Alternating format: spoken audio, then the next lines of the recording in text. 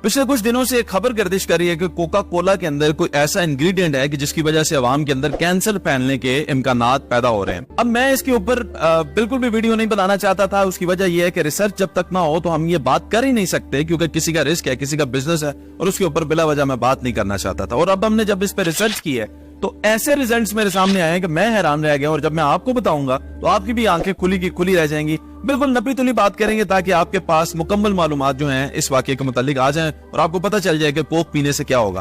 तो ये जो बात फैल रही है कि कोका कोला के अंदर कोई ऐसा इंग्रेडिएंट है जिसकी वजह से कैंसर फैलने के इम्कानात होते हैं, ये बात किसने की? तो ये कोई आम बात नहीं है, किसी आम इंसान ने नहीं की, किसी ने उनको डिफेम करने के लिए नहीं की, बल्कि ये वर्ल्ड हेल्थ ऑर्गेनाइजेशन ने खुद ये बताया है कि कोका कोला जो डाइट बेवरेजेस है कोका कोला के, उसके अंदर एक स्वीटनर इस्तेमाल करते हैं, एस्पायरेटम स्वीटनर, जिसकी वजह से कैंसर फैला जा सकता है। और ये बात कर रहा है वर्ल्ड हेल्थ ऑर्गेनाइजेशन, यानी आलमी इदारा बराए सेहत जो है उसने ये बात की है। तो ये बात को रद्द बिल्कुल भी नहीं किया जा सकता। अब ये जो एस्पायरेटम स्वीटनर है, इससे कैंसर कैसे फैलता है ये देखिएगा कि जब आप निकोटीन का ज्यादा इस्तेमाल करते हैं, सिगरेट पीते हैं, तो वो वजह बनता है कैंसर की। वो कहते हैं जी लंग्स का कैंसर हो सकता है, आपको मुंह का कैंसर हो सकता है। ये यकीन से नहीं कहा जा सकता कि आपको कैंसर होगा ही होगा, क्योंकि निकोटीन की जो ज्यादती है वो वजह बन सकती है कैंसर होने की। लेकिन एस्पायरेटम जो स्वीटनर है वर्ल्ड हेल्थ ऑर्गेनाइजेशन के मुताबिक ये ऐसा इंग्रेडिएंट है जिसकी वजह से डायरेक्टली कैंसर होगा,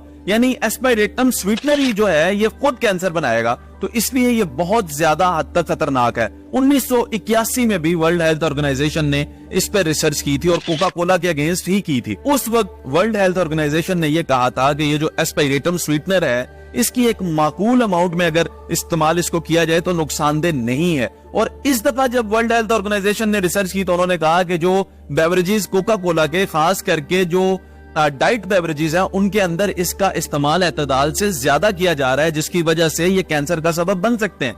अब डाइट कोक कौन पीता है? डाइट कोक वो लोग पीते हैं जो ऑलरेडी डाइट पे होते हैं और वो अपने मोटापे को कम करने की कोशिश में होते हैं और मीठे से दूर जा रहे होते हैं, तो वो डाइट कोक इस्तेमाल कर लेते हैं। ऐसी सूरत में जब उनका जिस्म ऑलरेडी कमजोर होता है, उनको अगर एस्पायरेटम स्वीटनर के जरिए अगर उनको मिठास मिलेगी तो उनके अंदर कैंसर पैदा होने के चांसेस और ज्यादा बढ़ जाते हैं। अब इसमें सोचने की बात यह है कि कोक का क्या मौकफ है, कोक का इसके बारे में क्या कहना है। तो एक इदारा होता है जिसे कहते हैं IARC।